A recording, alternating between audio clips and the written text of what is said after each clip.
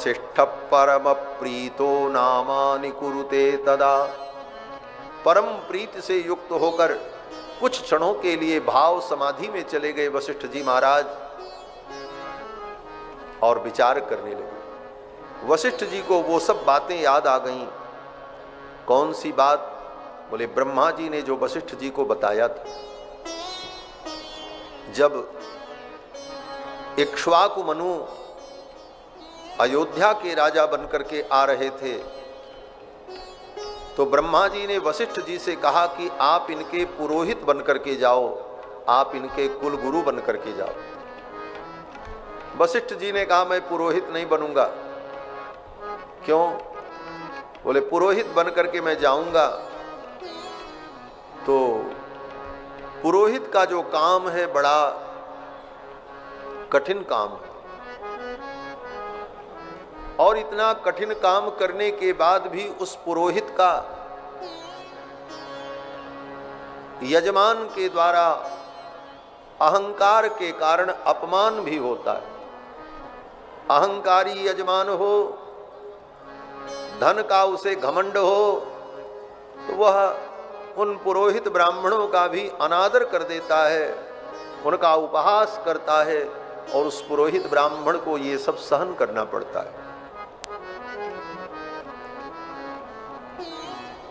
वशिष्ठ जी ने कहा मैं पुरोहित बनकर के नहीं जाऊंगा। उपरोहित्य कर्म अति मंदा, वेद पुराण सुमित कर निंदा। और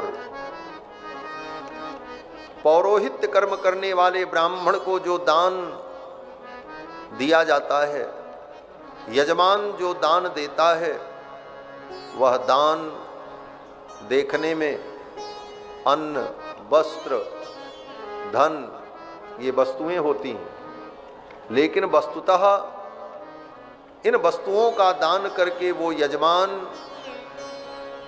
अपने पापों से मुक्त हो जाता, उसके पाप नष्ट हो जाते। और वो पाप जाते कहाँ हैं? बोले यजमान जो दान पुण्य करता है उसके पाप उस दान पुण्य के साथ उस पुरोहित के पास चले जाते। फिर वह पुरोहित अपने जप अनुष्ठान और तपस्या के द्वारा उस पाप को नष्ट करता है। इसीलिए ब्राह्मण के जीवन में तपस्या का महत्व बताया गया। वो सदा गायत्री का अनुष्ठान करे, संध्या वंदन करे और तप और त्याग में जीवन व्यतीत करे, तभी वो लोगों के पाप को नष्ट कर पाएगा। और अगर सावधान न रहे तो दान का धन लेते लेते, दान का धन खाते खाते उस ब्राह्मण पुरोहित की बुद्धि भ्रष्ट हो जाती।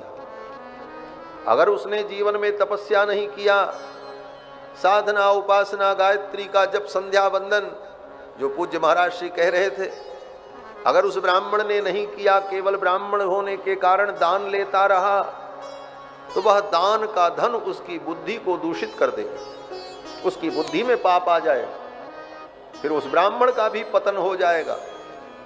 इसलिए ब्राह्मण को बहुत सावधान होकर अपने जीवन को जीना चाहिए। और बुद्धि अगर दूषित हो गई तो सब कुछ बिगड़ जाएगा, क्योंकि सब तो बुद्धि पर ही निर्भर है। वशिष्ठ जी ने कहा मैं पुरोहित नहीं बनूंगा। पुरोहित बनकर के जाने को तैयार नहीं हुए तो ब्रह्मा जी ने कहा अगर इनके पुरोहित बनकर के तुम जाओगे तो भविष्य में तुमको एक बहुत बड़ा लाभ मिलने वाला है, जो लाभ दुर्लभ है। वशिष्ठ जी ने कहा क्या लाभ? ब्रह्मा जी ने कहा इनके पुरोहित बनकर के जाओ और इन्हीं के वंश में आगे चल करके एक राजा होंगे जिनका नाम होगा दशरथ। उन दशरथ जी के घर में परब्रह्म परमात्मा भगवान श्री हरि चार चार रूपों में प्रकट होंगे बालक बन करके,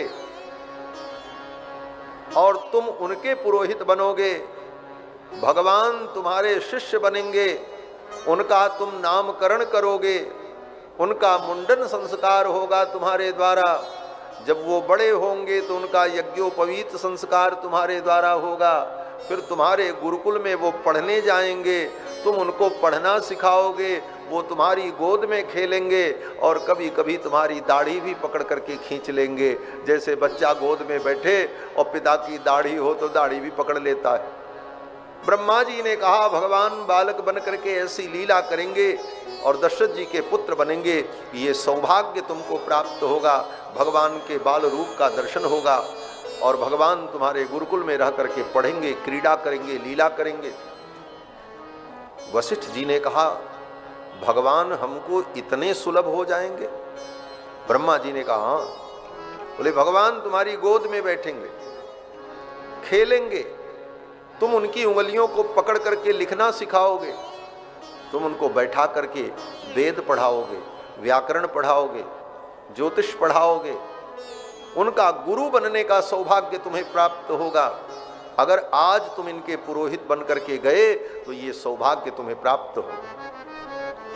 वशिष्ठ जी महाराज बड़े प्रसन्न हो गए। वशिष्ठ जी ने कहा अगर ऐसी बात है तो मैं पुरोहित बन करके जाऊंगा। और इसी शर्त पर श्री वशिष्ठ जी महाराज सूर्य वंश के पुरोहित बन करके आए और महाराज इक्ष्वाकु के काल से लेकर दशरथ जी के काल तक वही पुरोहित थे, दूसरा कोई पुरोहित नहीं बदला। कितने राजा पैदा हुए और मर गए, चले गए, लेकिन पुरोहित वही वशिष्ठ जी महाराज थे, ब्रह्मा के पुत्र। और वशिष्ठ जी महाराज इक्ष्वाकु मनु के काल से लेकर राम जी के काल तक रघुकुल के पुरोहित रहे और जितने राजा उस वंश में हुए सबका विवाह, मूढ़न, यज्ञोपवीत, अंतिम संस्कार, पिंडदान, सब कर्मों को कराते रहे केवल इसी आशा में कि एक दिन हमको राम जी मिलेंगे। आज वो आशा वशिष्ठ जी की पूरी हुई और जब कौशल्या कुमार को गोद में लिया वशिष्ठ जी ने तो ब्रह्मा जी की वो सब बात याद आ गई। ब्रह्मा जी ने कहा था एक दिन तुम्हें अद्भुत लाभ होगा और आज वो लाभ मिला। ये सोचकर वशिष्ठ जी महाराज बड़े आनंदित हुए।